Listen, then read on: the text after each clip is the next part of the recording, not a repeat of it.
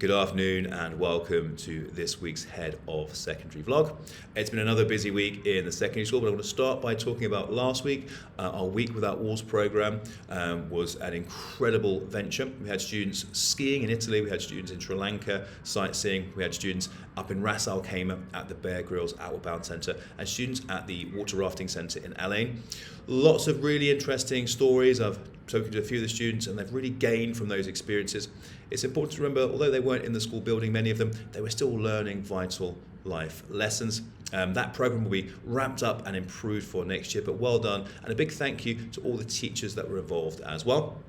Also last week we had our Year 11 mock exam, so our Year 11 students are preparing for their final examinations that will take place in May and June this year. So we made the experience as realistic as possible. They were sat in a proper exam room, there were invigilators, and we put them under a bit of pressure to kind of simulate what the real thing will be like, but that's good. So when the real exams come around, the students know exactly what to expect. They behaved impeccably, so a big thank you to all of the Year 11 students. Well done for that. We have our Year 11 mock results assembly on Tuesday next week, and we'll also be sharing with our Year 11 parents the mock examination results via the report on ISAM, so please do watch out for that.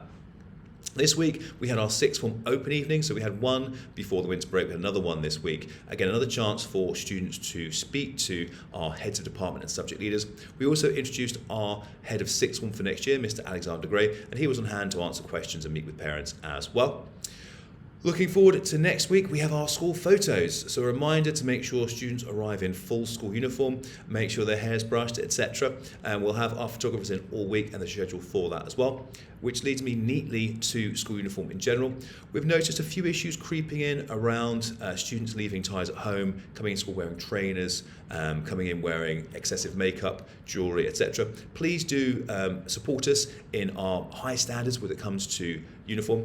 Tutors and heads of year have emailed home, and we've had assemblies as well. If unsure, there's a very good guide in the student planner as to what is acceptable and what is not. If we work together, we can ensure that students are coming to school dressed appropriately and maintaining those very, very high standards. And finally, the student planner. We're having a real push in secondary right now with the student planners, making sure form tutors and teachers are getting students to record their homework in their student planners. Can you please, as parents, make sure you're reviewing that, checking in with the students and signing the planner each week. Have a great weekend, everyone. Thank you very much.